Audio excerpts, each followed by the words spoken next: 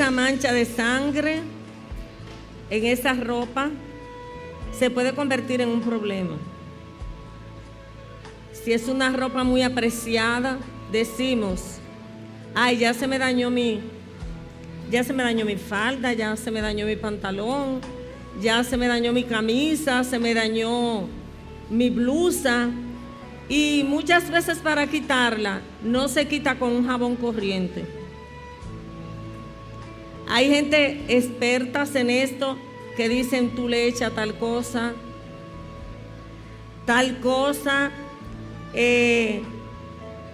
y se le quita inmediatamente. A veces se necesita una combinación de elementos para poder quitar esa mancha de sangre. A veces líquidos especiales, muchísimas cosas. La gente dice, tú lo lavas con esto, tú le echas tal líquido, tú le echas tal cosa, y con eso tú puedes quitar esa sangre. Pero la sangre en ese aspecto se puede convertir en un problema. Pero ¿sabía usted que un mismo elemento que se convierte en un problema se puede convertir en una bendición? La sangre para Moisés en Egipto fue una bendición. La sangre de Cristo que se derramó en el Calvario se convirtió en una bendición para la humanidad. El diablo vino para matar, robar y destruir, pero Cristo vino para dar vida y vida en abundancia. Y esa salvación la proveyó para la humanidad por el derramamiento de su sangre preciosa. Hay una mancha que es el pecado, que no la puede quitar ningún detergente en esta vida. Lo único que puede limpiar la mancha del pecado se llama la sangre de Cristo. ¿Cuántos himnos cantamos de la sangre? ¿Qué me puede dar perdón? Solo de Jesús la sangre virtuosa, vertida por Él. Mi Redentor murió en la cruz. Quien le recibe tendrá la luz. Por pecadores Él pagó. Ya mis maldades Jesús perdonó. Hay un precioso manantial de sangre de Emmanuel que purifica a cada cual. Lávame, lávame, Señor Jesús, por la sangre de tu cruz. Lávame, Señor Jesús. Para alguno hablar de la sangre de Cristo se puede constituir en algo común, pero es lo más grande, es la sangre más preciosa que se ha derramado en toda la humanidad para lavar, para limpiar, para perdonar el pecado de la humanidad. Nosotros sabemos que el pecado acarrea juicio. ¿Sabía usted que a veces nosotros nos constituimos en más misericordiosos que Dios? Cuando como nadie como Él tiene misericordia. Aún su justicia la establece con misericordia. Pero cuando ya Él decreta juicio, es juicio. Cuando Moisés fue a sacar a Israel de Egipto, oigan las plagas, la plaga de la sangre, las ranas, piojos, moscas, ganado, granizo, langostas, úlceras, tinieblas. Pero la última plaga en Israel fue la muerte de los primogénitos. Ya Dios había enviado 9 plagas, pero la gente no entendía. ¿Sabía usted que la gente peca y más se le endurece el corazón? Mientras más peca la gente, más insensible se pone. No le remuerde nada, no se siente convicto por sus pecados. Y todas las exigencias y todo lo que Dios envió a Egipto y a Faraón, nada, Faraón le puso atención. A Dios le duele mucho cuando la gente toma otro Dios para ponerlo en su lugar, cuando el único ser digno de adoración se llama Jehová de los ejércitos. El pecado es engañoso.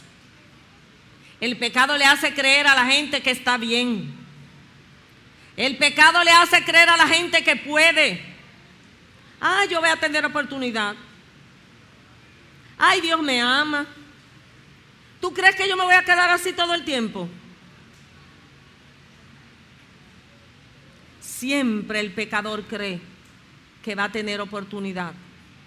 Pero ¿qué dice la palabra? Hoy es el día aceptable. Hoy es el día de salvación. Y la gente corre, huye, pero Dios tiene pendiente cada detalle de nuestras vidas. Y Él ama al pecador, pero también odia al pecado. No hay nada más dañino que el pecado. El pecado corrompe, el pecado daña, el pecado menoscaba, el pecado insensibiliza. Qué mancha es la del pecado. Pero qué bueno que hay solución para el pecado, que su sangre fue derramada para ser limpios del pecado. El pecado acarrea condenación. El pecado acarrea juicio, porque la paga del pecado es muerte. Pero no se queda ahí, porque la dádiva de Dios en Cristo Jesús, Señor nuestro, ese regalo ofrece perdón gratuito para todo aquel que le acepta, porque no es obligado. Ya el pecado había acarreado juicio para Faraón y para los habitantes egipcios. Ellos no querían soltar al pueblo de Israel porque lo tenían esclavo. Habían visto las 9 plagas. Decían cuando se veían que ya salían. ¿Usted sabía que hay mucha gente así? Que tiene el dedo apretado y el pie apretado, y cuando lo sacan del pie apretado dice, ya, y vuelve a lo mismo. Así hacía Faraón. Así hacía el pueblo egipcio, volvían a lo mismo. Qué pena que hayan tanta gente que no aprovechen las oportunidades que Dios les ofrece para perdón, para tener a esa gente en su regazo y hacer lo que tiene que hacer con ellos. Y esa gente vuelve a lo mismo. Abran sus Biblias en Éxodo capítulo 11. Jehová dijo a Moisés: una plaga traeré aún sobre Faraón y sobre Egipto, después de la cual os dejará ir de aquí, y seguramente os echará de aquí del todo. Esa le iba a doler en la madre, como nosotros decimos. Esa era dura. ¿Quién no se mueve ahí? ¿Se ha visto usted con una que ya dice, esta sí es grande? Con esta yo no puedo. Esta sí es grande. Habla ahora al pueblo, y que cada uno pida a su vecino y cada una a su vecina alhajas de plata y de oro. Si usted lee en los primeros versículos, en los primeros capítulos de Éxodo, va a encontrar que dice que Dios le puso gracia al pueblo de Israel ante los egipcios, y por eso fue que ellos le dieron todo. Dice el 3, y Jehová dio gracias al pueblo, lo repite ahí, en los ojos de los egipcios. También Moisés era tenido por gran varón en la tierra de Egipto, a los ojos de los siervos de Faraón y a los ojos del pueblo. Dijo pues Moisés: Jehová ha dicho así: a la medianoche yo saldré por en medio de Egipto, y morirá todo primogénito en tierra de Egipto, desde el primogénito de Faraón que se siente en su trono. Ni el hijo de Faraón se iba a librar. hasta el primogénito de la sierva que está tras el molino, y todo primogénito de las bestias, y habrá gran clamor por toda la tierra de Egipto, cual nunca hubo ni jamás habrá. Pero contra todos los hijos de Israel, desde el hombre hasta la bestia, ni un perro moverá su lengua, para que sepáis que Jehová hace diferencia entre los egipcios y los israelitas. Y descenderán a mí todos estos tus siervos, e inclinados delante de mí dirán: vete, tú y todo el pueblo que está debajo de ti, y después de esto yo saldré. Y salió muy enojado de la presencia de Faraón.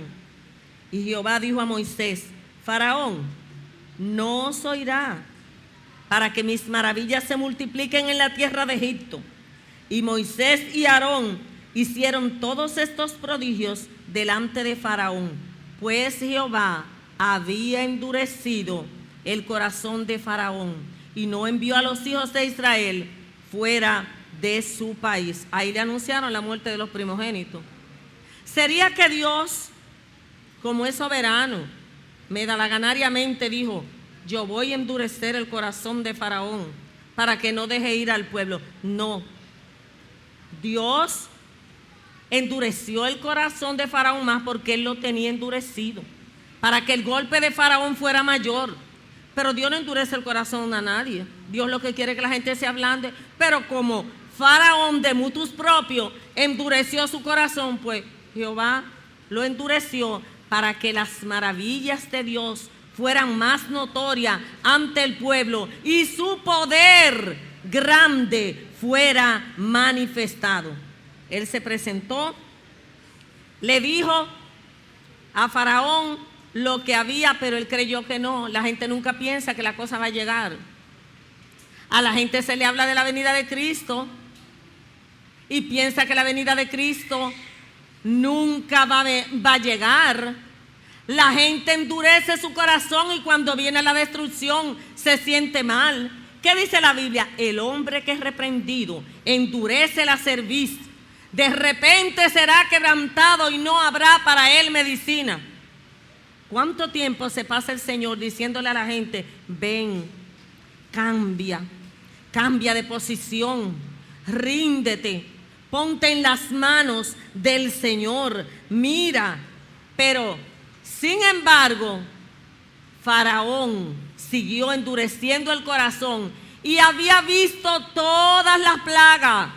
La gente dice, cuando la persona pasa por muchas situaciones se ablanda. Hay gente que cuando se endurece pasa por todas las situaciones adversas y no ablanda su corazón. Los problemas no son los que ablanda la gente. Puede que alguna gente se ablande con dificultades, pero hay gente que han pasado dificultades en la vida. Por eso es que el pasar por situaciones no es lo que salva a nadie.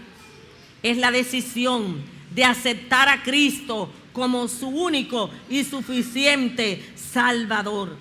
La gente no puede conciliar el juicio de Dios con su amor. Pero es que si Dios no hiciera juicio, no fuera justo. Pero es que si Dios no hiciera juicio, ¿cómo manifestara su amor? Él es justo. Eso es parte de su naturaleza. Es todo amor, pero es todo justo. Le da a cada cual lo que se merece, no importando quién sea. Fíjense que cuando vino el juicio de los primogénitos, fue a todo el mundo. Dios no tiene distinción de grande. Dios no tiene distinción de niveles sociales. Dios no tiene distinción de que sea una persona muy connotada. El que la hace, es un dicho muy común de nosotros, pero es así: el que la hace, la paga. Pero ¿quiere Dios la muerte del impío? En Ezequiel él dijo: ¿quiero yo la muerte del impío? ¿No vivirá si se apartara de sus caminos? Sí, si la gente se aparta de los caminos desastrosos que lleva y una vida de pecado, hay solución para el pecado, porque la sangre de Cristo derramada en la cruz del Calvario es solución para toda la humanidad. Pero sin embargo, cuando ya se murieron, qué duelo tan grande en Egipto, qué gritería tiene que haber sido eso. Ya con la muerte del hijo de Faraón, él le dijo: vete, vete. Pero mira, Moisés, antes de tú irte, bendíceme.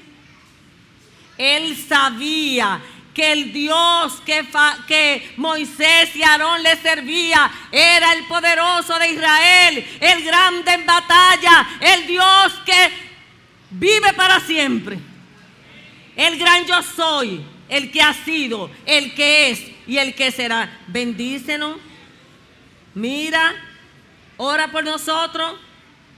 Pero ¿saben qué? Yo siempre pienso que a pesar de que él quería la bendición de Faraón, hoy, ¿por qué mandaron a los egipcios detrás de los israelitas? Ellos no se arrepentían. Esa gente no se arrepentían con nada. ¿Cuánta gente así tenaz, persistente, que a veces usted no ha dicho, pero esa gente, será que Dios tiene que aprovechar un momento de tranquilidad y llevárselo para ver si se salva? Usted no ha dicho así en algún momento. Yo le he dicho: ay, Señor, no lo deje perder. Aprovechalo en un momento de eso y llévatelo.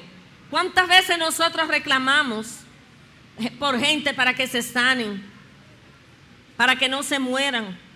Y Dios diciendo: yo lo voy a dejar a ustedes que clamen, que clamen. Y a veces Él deja, como hizo con Ezequías, que lo dejó 15 años más y después le fue peor.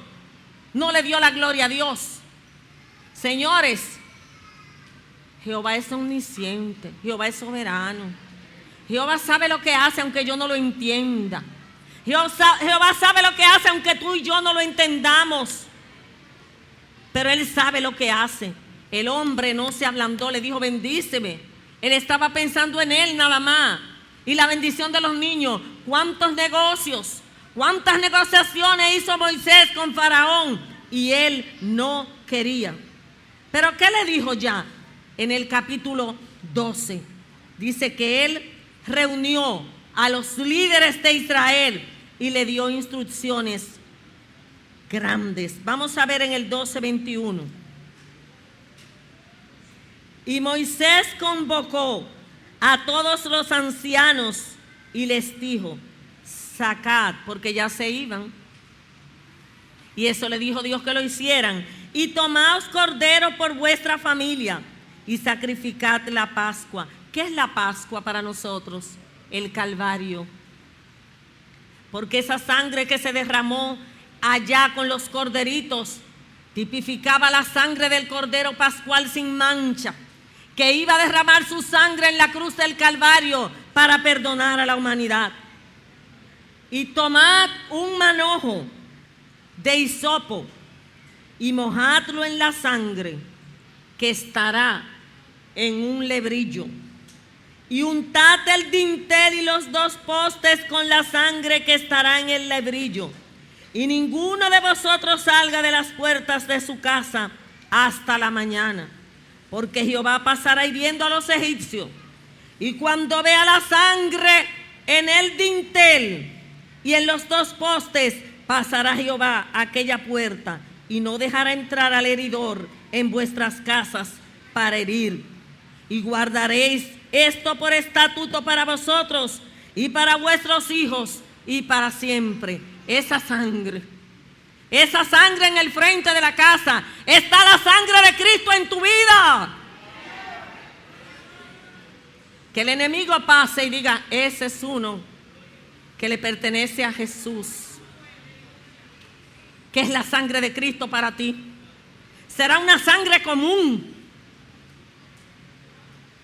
como vimos en esta semana, una persona que cayó abatida a balazo y se veía la sangre, cómo salía de ese cuerpo sin vida.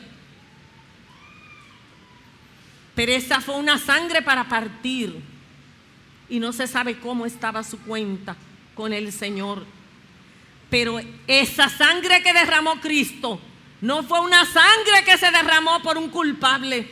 Por los culpables éramos nosotros, pero Él era inocente. Y esa fue una sangre que se derramó para dar vida y vida en abundancia. La sangre libró a los israelitas. La sangre los libró.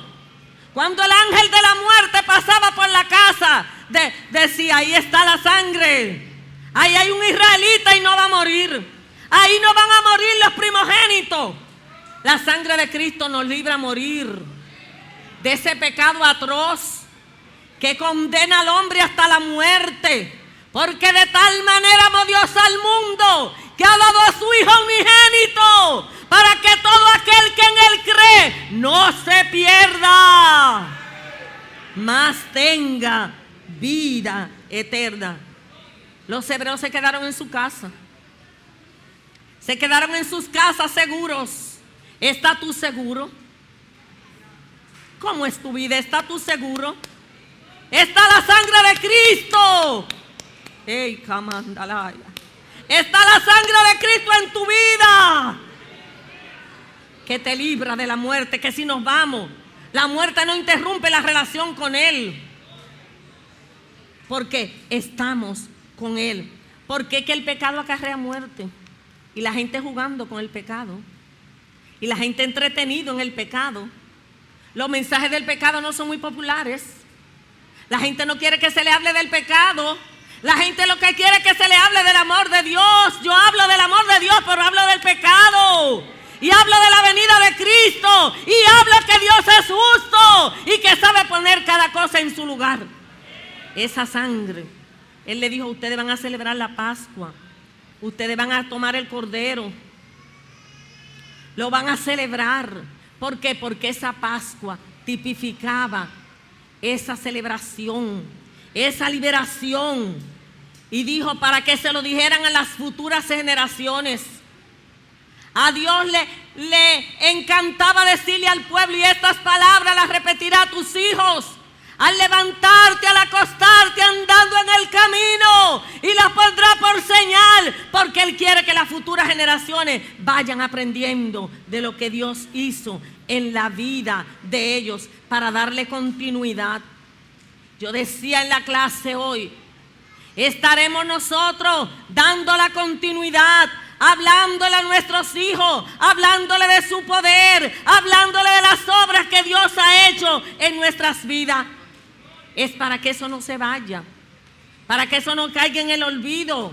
Entonces, cuando vino a la medianoche, qué desastre tendría que haber sido eso. Qué lloradera tan grande, qué mortandad tan grande, cuánto lloro. El pecado no tiene clase social. La muerte no tiene clase social. Las heridas no tienen clase social. Los problemas no tienen clase social. Pero la salvación no tiene clase social. Porque la sangre de Cristo se derramó para el pobre, para el rico, para el que estudió, para el que no estudió, para el desvalido, para el que está errante. La sangre de Cristo se derramó para perdonar los pecados. Porque el pecado da separación. El pecado separa de Dios, aunque la gente esté caminando. La gente puede aparentar estar muy bien, pero está caminando, pero está muerto. Está caminando, pero está separado de Dios. Está insensible, porque su vida es de pecado. Entonces, ¿qué hizo Dios al enviar esta plaga a Egipto? Número 1, los libró de la muerte. Los sacó con mano fuerte. Le dio su poder. Esa gente tendrían que ir cantando por el camino. Como cuando nosotros decimos, me libertó, rompió las cadenas, me libertó, me voy a la gloria. Rompió las cadenas, me libertó. Porque ellos estaban atados, ellos estaban amarrados, ellos estaban oprimidos. ¿Cuánta gente oprimida por Satanás? y no se da cuenta. ¿Cuánta gente que Satanás lo tiene envuelto y no se dan cuenta que es Satanás que lo tiene amarrado, que lo tiene enredado, que están en camino de pecadores, en silla de escarnecedores, que están viviendo momentos duros y muchos no se dan cuenta, porque ¿quién se da cuenta el tiempo que le queda aquí en la tierra? Yo voy a arreglar mis papeles con Dios antes de irme. Dios me va a dar un chance. Él te lo está dando. Él te lo está dando. Arregla tu vida ahora. Dice la palabra que era un grupo que salieron tan grande como de 600,000 hombres, sin contar los hombres y las mujeres. Eso tiene que haber sido una cosa grande ese día. Tanta gente caminando. Qué victoria tan grande, qué triunfo tan grande, que podían ellos alabar a Dios y comenzaron a celebrar la Pascua con ese corderito que tipificaba el cordero pascual sin mancha, a echar esa sangre para eso simbolizaba, tipificaba lo que era ese derramamiento de sangre que tipificaba la sangre inocente, como nosotros cuando tomamos la Santa Cena. Cuando Cristo dice, yo soy el pan de vida, muchos dicen, pero es que cuando las personas toman el pedacito de pan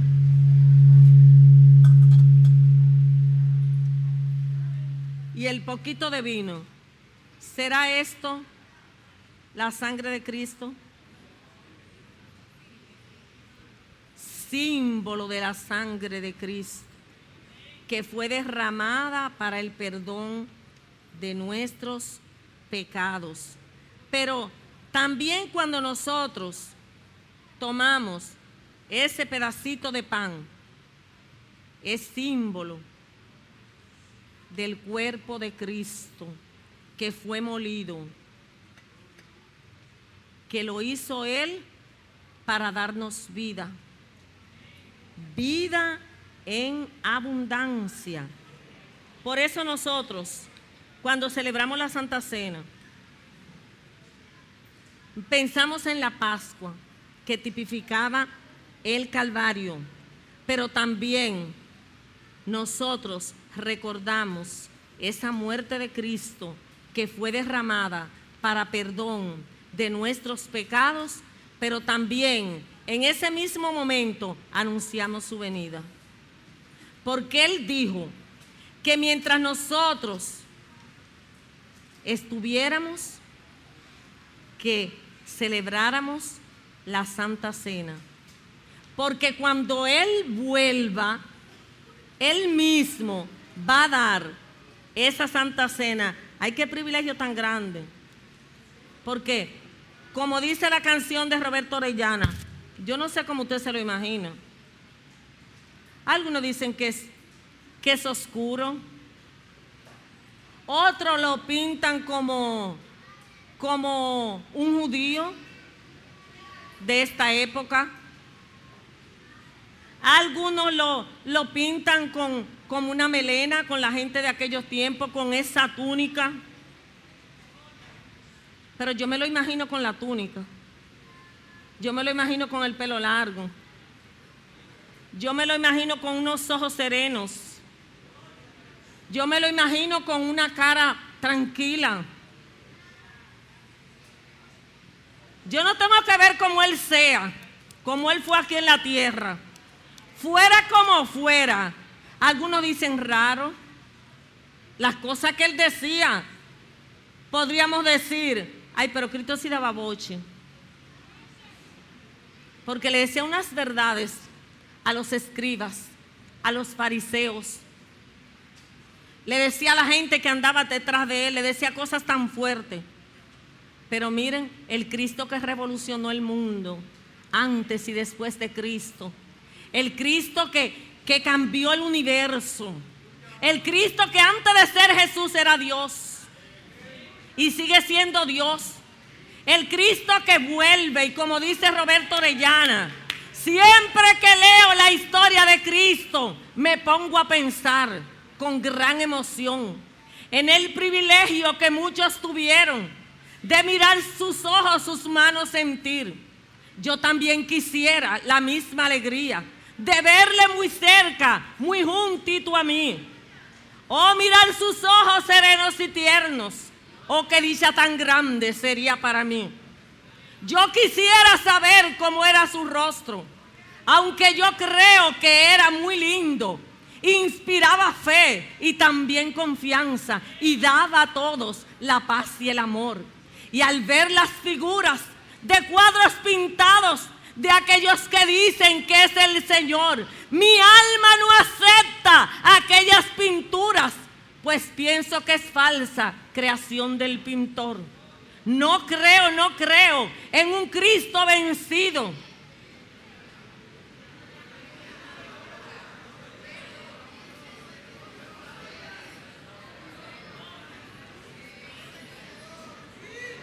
Que es vencedor.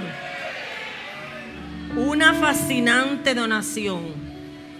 Hace muchos años, cuando un médico trabajaba como voluntario en un hospital de Stanford, conoció a una niñita llamada Liz, quien sufría de una extraña enfermedad.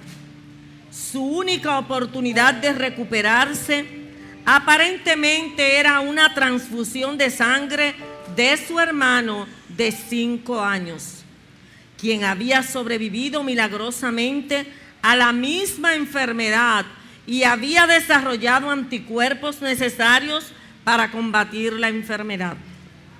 El doctor explicó la situación al hermano de la niña y le preguntó si estaría dispuesto a darle su sangre a su hermana. Por un momento lo vio dudar antes de tomar un gran suspiro y decir: sí lo haré, si eso salva a Liz. Mientras la transfusión continuaba, él estaba acostado en una cama al lado de su hermana.